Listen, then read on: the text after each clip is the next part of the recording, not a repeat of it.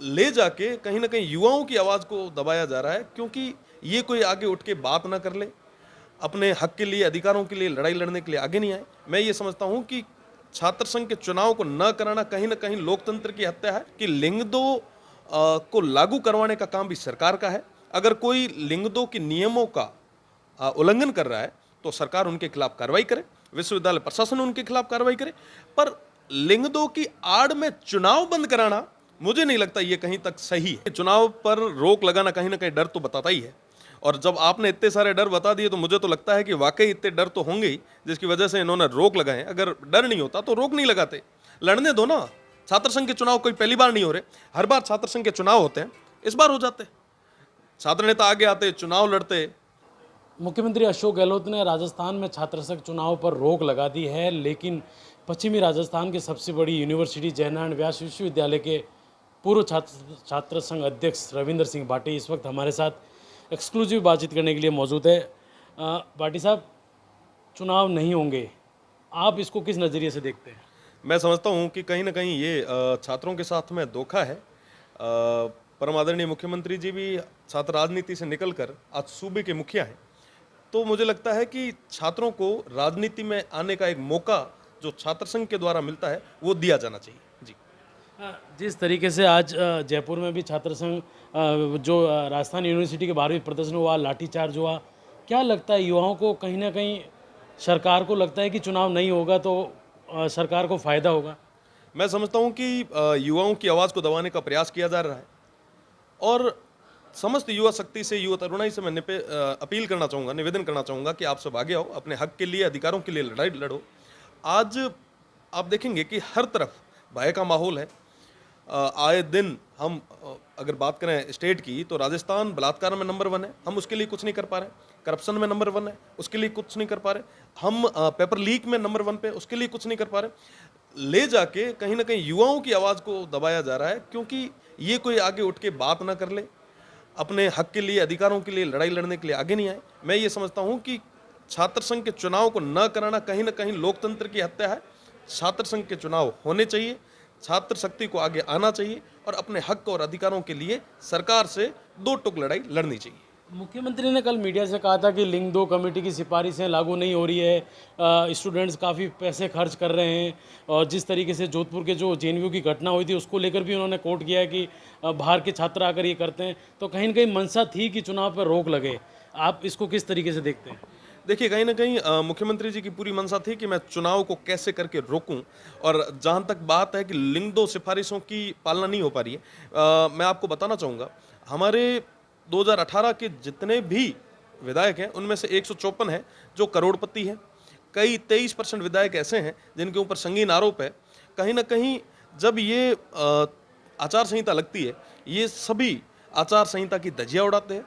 हम सबसे ये कोई चीज़ छुपी नहीं है। और रही बात लिंग 2 की, तो मैं आपको बता दूं कि लिंग 2 को लागू करवाने का काम भी सरकार का है। अगर कोई लिंग 2 के नियमों का उल्लंघन कर रहा है, तो सरकार उनके खिलाफ कार्रवाई करे, विश्वविद्यालय प्रशासन उनके खिलाफ कार्रवाई करे। पर लिंग 2 की आड़ में चुनाव बंद कराना, मुझे नहीं लगता ये कहीं तक सही है। जी। शुरू किए, अब वापस ही मुख्यमंत्री ने रोक लगा दी है, तो लगता नहीं है कि ये जो इस साल विधानसभा चुनाव में इसका इफेक्ट मिलेगा? बिल्कुल, कहीं ना कहीं सारे युवा वर्तमान सरकार से नाराज हैं। आप देखेंगे कि आए दिन जो पेपर लीक के प्रकरण हुए हैं, आए दिन जो दुष्कर्म की घटनाएं बढ़ रही है, आए दिन जो कहीं ना कहीं सरकार की नाकामियां आगे आ रही है, उसको लेके सरकार के अंदर भय था कि ये युवा अगर आगे आए और इन्होंने वोट किया तो हमारे सरकार की जो नाकामियां हैं वो आगे आ जाएगी। तो सरकार ने जो युवा शक्ति है उनको दबाने के लिए ये छात्र संघ के चुनाव को बंद करवाया। अच्छा, इसको लेकर कोई मुख्यमंत्री को पत्र या मुख्यमंत्री तक कोई बात पहुंचाई जाएगी आपकी ओर से? बिल्कुल, जल्दी मैं पत्र भी लिखूंगा, और मैं आपके चैनल के माध्यम से निवेदन भी करना चाहूँगा परम आदरणीय मुख्यमंत्री जी अशोक गहलोत साहब से कि आपने भी अपने जीवन की शुरुआत छात्र राजनीति से की। मेरा निवेदन रहेगा, इन छात्र हितों में सोचते हुए आप छात्र संघ के चुनाव को करवाएं, छात्रों के हित में आप फैसला लें। मुझे पता है कि आप हमेशा से संवेदनशील रहे हैं, तो इस मामले की गंभीरता को देखते हुए आप फैसला लेंगे, छात्र हित में फैसला लेंगे, और नए हमारे जो युवा है उनको आगे आने के लिए आप एक मौका देंगे, एक नया स्टेज देंगे। मुझे ऐसी आशा और उम्मीद है। विपक्ष का एक आरोप है कि राजस्थान में चुनाव नहीं हो रहे हैं, कहीं ना कहीं युवाओं पर कुठाराघात है, युवाओं को पेपर लीक हो रहे हैं, सरकार विफल रह रही है। तो इस डर से या सरकार को लगता है कहीं उनकी जो संबंधित स्टूडेंट यूनियन कहीं हार न जाए, इसको लेकर कहीं ना कहीं सरकार डर गई है, जिसकी वजह से चुनाव पर रोक लगाई गई है। देखिए, चुनाव पर रोक लगाना कहीं ना कहीं डर तो बताता ही है, और जब आपने इतने सारे डर बता दिए तो मुझे तो लगता है कि वाकई इतने डर तो होंगे ही जिसकी वजह से इन्होंने रोक लगाए। अगर डर नहीं होता तो रोक नहीं लगाते, लड़ने दो ना। छात्र संघ के चुनाव कोई पहली बार नहीं हो रहे, हर बार छात्र संघ के चुनाव होते हैं, इस बार हो जाते। छात्र नेता आगे आते, चुनाव लड़ते, अपनी जो बातें हैं वो स्टूडेंट्स तक पहुंचाते। तो कहीं ना कहीं सरकार अपनी नाकामियों को छुपाने के लिए छात्र संघ चुनावों पर रोक लगा रही है। कल युवा दिवस था, मुख्यमंत्री ने युवाओं के लिए अच्छा मैसेज भी दिया, लेकिन जिस तरीके से एक युवा राजनीति में जाने के लिए पहली सीढ़ी उसका छात्र संघ चुनाव है, उस पर रोक लगाना कहीं ना कहीं युवा दिवस पर युवाओं के साथ एक बहुत बड़ा धोखा हुआ है। उनके साथ एक बड़ा धोखा, साथ ही साथ में उनके जो इरादे थे, जो सपने थे, उनको चकनाचूर करने का काम हमारे परम आदरणीय मुख्यमंत्री जी ने किया है। मेरा निवेदन रहेगा, आखिर युवा दिवस के दिन तो युवाओं के साथ में ऐसी चोट ना कर दे तो ठीक था।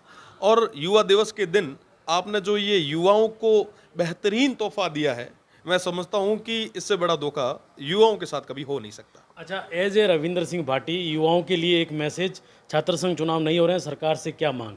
देखिए, मैं बताना चाहूँगा कि मैं छात्र राजनीति से दूर हो चुका हूँ, पर तमाम जो छात्र शक्ति, जो छात्र नेता वर्तमान में छात्र संघ के चुनाव के लिए आगे आए थे, उन सभी से निवेदन, अपील कि ये लड़ाई आपकी खुद की लड़ाई है, और खुद की लड़ाई आदमी को खुद ही लड़नी पड़ती है।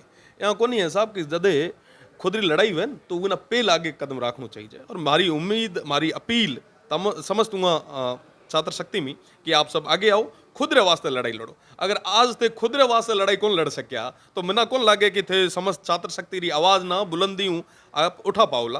तो पेल खुद रे वास्ते लड़ो, और जदे खुद रे वास्ते जीत गया, जदे छात्र शक्ति भी समझेला कि वाकई थे लड़ाई लड़ पाओला, तो मारो निवेदन पहली आर खुद रे हक रे वास्ते, खुद रे अधिकार रे वास्ते लड़ाई लड़ो। सरकार ना गोडा माथे झुकाओ तो लाग से कि युवा जोश है, और युवा जोश केतन के तो बाल मारे। और अगर थे झुका नहीं सको तो मिल लाग है कि केतन के खून है जो ठंडो पड़ गयो है जी।